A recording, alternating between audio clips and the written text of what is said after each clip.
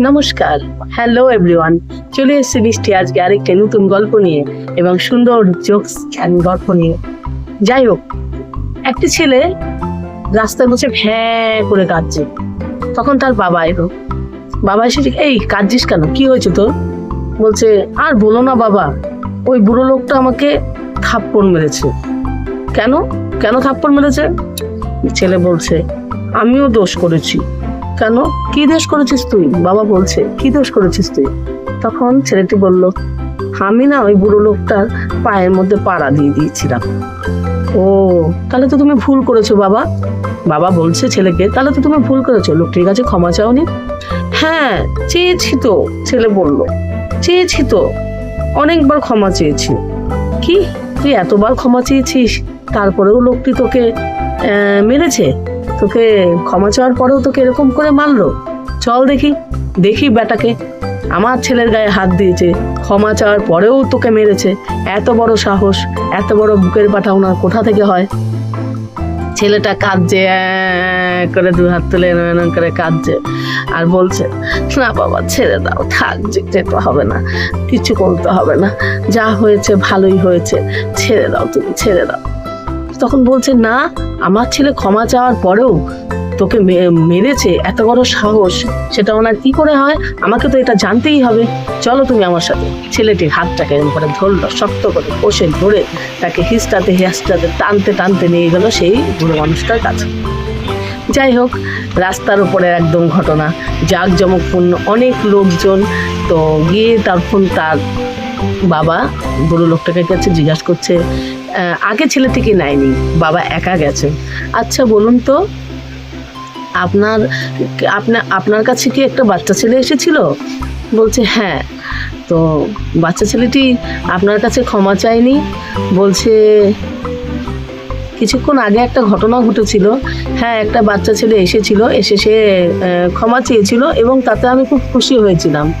তাহলে আপনার কাছে ক্ষমা চাইলো, আপনি খুশি হলেন, তারপরেও আপনি ওকে চড় মারলেন কেন? কি কারণ ছিল তাকে চড় মারা? হ্যাঁ, বলছে, শুনুন তাহলে ঘটনাটা। আমি রাস্তা দিয়ে যাচ্ছিলাম, ছেলেটিও যাচ্ছিল, যেতে যেতে কি হলো, ওর ভুল করে আমার পায়ের উপর পাটা তুলে দিয়েছিল, পায়ের উপর পাড়া দিয়ে দিয়েছিল। আমার তাতে ব্যথা লাগে।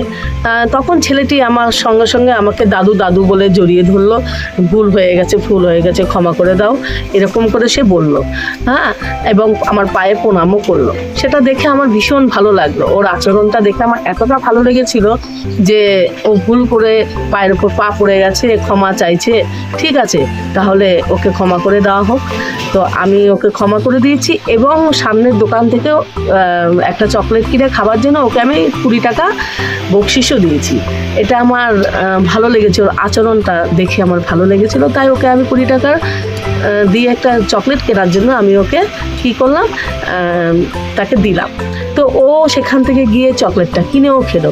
ওখানে দোকানে গেল, চকলেট কিনলো, কিনে ওটা ছিঁড়ে খেলো।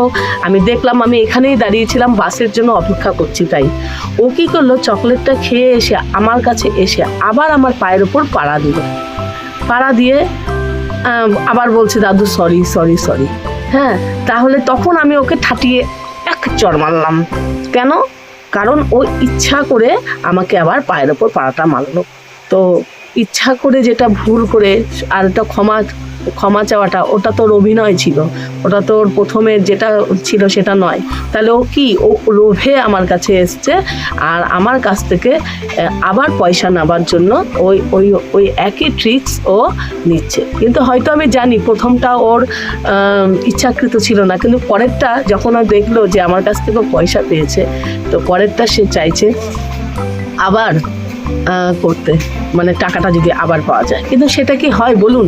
আপনার ছেলেকে যান, গিয়ে একটু সামলান, একটু ভালো করে বোঝান, একটা ভালো শিক্ষা দিন, কেননা এরকম করে চললে রাস্তাঘাটে কিন্তু মার ছাড়া আর কিছুই পাবে না। তার জন্য আমি রেগে গিয়ে ওকে একটা সপটে চট দিয়েছিলাম। কি, কেমন হলো? ভালো করিনি? তখন তার বাবা বললো, একদম, আপনি খুব ভালো করেছেন কাকাবাবু, এর জন্য আপনাকে ধন্যবাদ। এইবার ছেলেটার কান ধরে নিয়ে ওর বাবা টানতে টানতে হিসতে বাড়িতে নিয়ে গেল আর বকলো, বোঝালো যাই হোক, এই ছিল আজকের বাবা আর ছেলের দুষ্টামির গল্প। তো আপনাদের কেমন লাগলো একটু জানাবেন বন্ধুরা, আর আমাকে একটু সাপোর্ট করবেন, একটা লাইক, একটা কমেন্ট, একটা সাবস্ক্রিপশন দেবেন, যাতে মিষ্টি এগিয়ে যেতে পারে আপনাদের সহযোগিতায়। ঠিক আছে? আর আমার শর্টসগুলো নিশ্চয়ই দেখবেন, আশা করি আপনাদের ভালো লাগবে। থ্যাংক ইউ, নমস্কার, রাধে কৃষ্ণ।